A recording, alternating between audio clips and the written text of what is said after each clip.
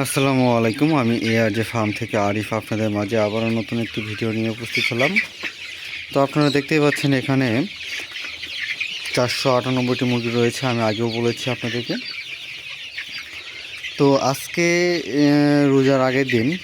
তো আমি চিন্তা করলাম যে যদি আজকে থেকে তারাবি শুরু হয় তাহলে হয়তোবা মুরগির ঘরটা পরিষ্কার করাটা সম্ভব হচ্ছে না রোজার মধ্যে।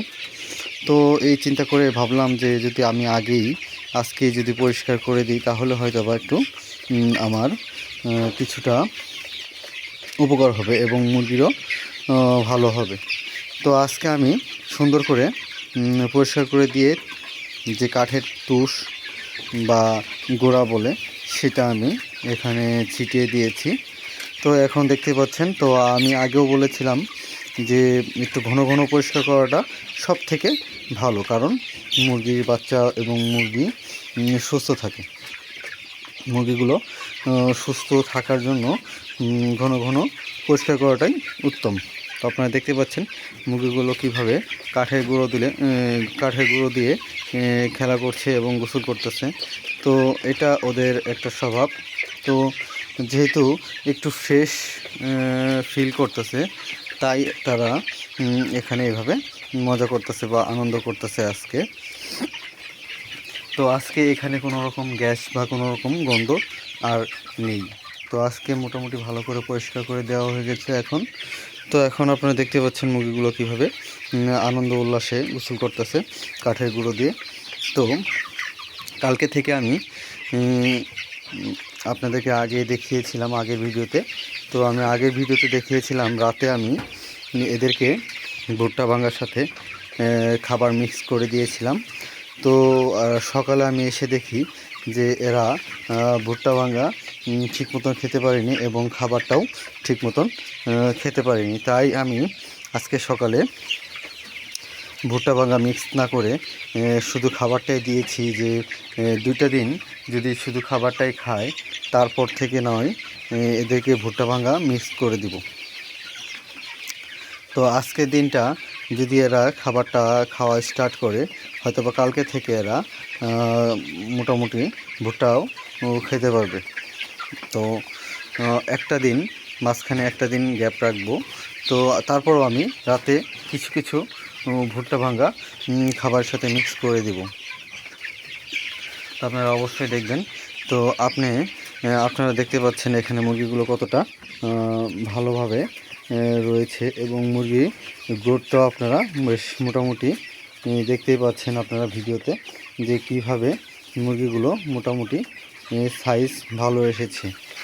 তো এটা সাধারণত আমার আজকে বয়স 31 দিন।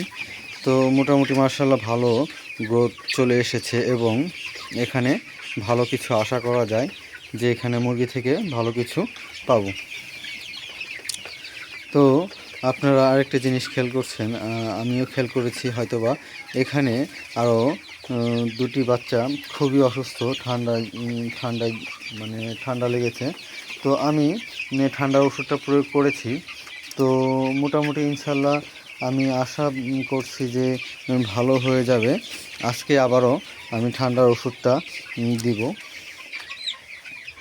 কারণ ঠান্ডার ওষুধ না দিলে হয়তোবা এই 2টা মুরগি হয়তোবা 2-1 দিনের ভিতরেই কিছু একটা হয়ে যেতে পারে। তো এই 2টা মুরগির জন্য আল্লাহ চাইতে আমি ওষুধ আজকেও আবার দিব, কারণ এই মুরগিগুলো সুস্থ রাখলে ইনশাল্লাহ ভালো একটা প্রফিট আসবে।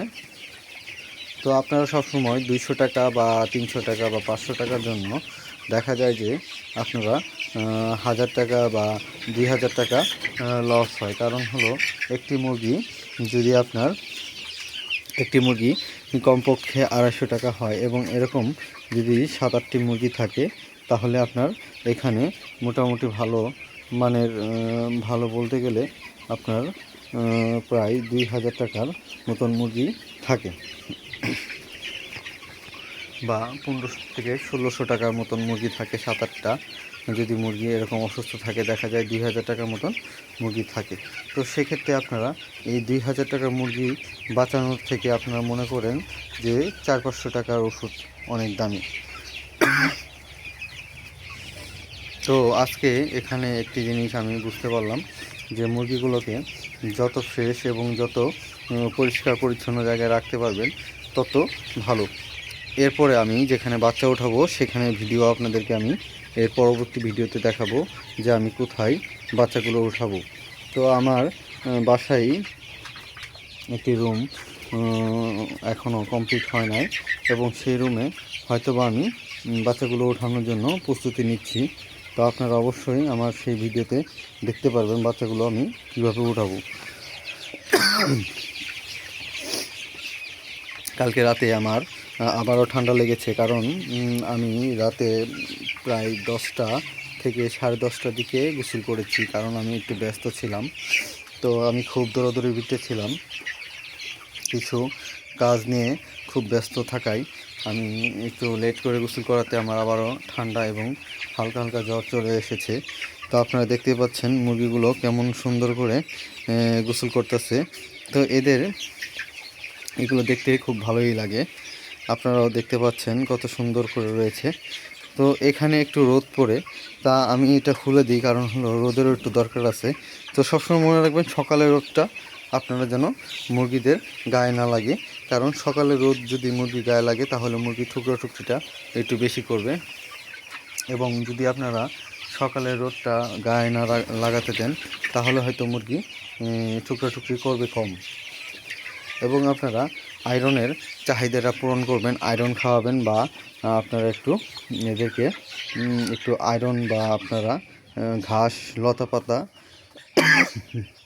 নিম পাতা, ডাল কেটে বা ঘাসগুলো একসাথে বেঁধে একগুচ্ছ করে বেঁধে ঝুলিয়ে দিবেন, যাতে করে এরা ঠুকরিয়ে খেতে পারে, তাহলে এরা টুকরিটা করবে কম। এবং কিছু শাক রয়েছে যেগুলো এদেরকে দিলে এরা হয়তোবা একদম শেষ হয়ে যাবে, যেমন মারাই যেতে পারে হয়তোবা। যেমন আপনার এখানে যদি আপনারা এমন কিছু শাক দেন, যেমন কুমলি শাক, যেটা আমরা বলি, আমাদের দিকে কুমলি শাক বলে পরিচিত। এই কুমলি শাক যদি আপনারা এদেরকে দেন তাহলে এরা হয়তোবা আর এদেরকে বাঁচানো সম্ভব হবে না, কারণ অতিরিক্ত কুমলি শাক দিলে এদের আয়রনের পরিমাণটা এতটাই বেশি যে এদের পাতলা পায়খানা হবে এবং হয়তোবা খুব তাড়াতাড়ি এরা মারা যেতে পারে। আবার আপনারা যদি প্রচুর পরিমাণে পালং শাক দেন এদেরকে, বা একটু বেশি করে পালং শাক দিলে, যেমন যদি আপনারা 1 কেজি থেকে 1.5 কেজি পালং শাক দেন এদেরকে খাওয়ার জন্য, তাহলে হয়তোবা এদের সমস্যা হয়ে যেতে পারে, কারণ এরা এত পরিমাণ পালং শাক খাওয়ার মতো প্রস্তুত থাকে না। সেক্ষেত্রে আপনারা একটু কম শাক সবজি দিবেন, যতটা পারবেন ঘাস এবং নিম পাতার ডাল, বা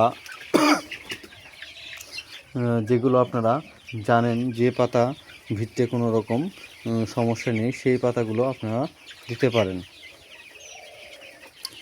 ঠিক আছে, তো আমি এটা বলে আপনাদের কাছ থেকে বিদায় নিচ্ছি। আমি ARJ ফার্ম থেকে আরিফ আপনাদের মাঝখান থেকে বিদায় নিচ্ছি। তো আপনারা আমার ভিডিও দেখবেন এবং আমার চ্যানেলটাকে সাবস্ক্রাইব করে রাখবেন, এবং নতুন ভিডিও দেখার জন্য আমার চ্যানেলে বেল আইকনটি বাজিয়ে রাখবেন, যাতে করে আপনারা নতুন ভিডিও দেখতে পারেন। এবং সবশেষে আমার কমেন্ট বক্সে আপনারা জানাবেন যে আপনারা কতগুলো মুরগি উঠাবেন এবং কতগুলো মুরগি উঠিয়েছেন, বা কে কোথা থেকে মুরগি উঠানোর চিন্তা ভাবনা করছেন, সেগুলো আমাকে অবশ্যই জানাবেন। তো এই বলে আমি বিদায় নিচ্ছি। আসসালামু আলাইকুম, আল্লাহ হাফেজ।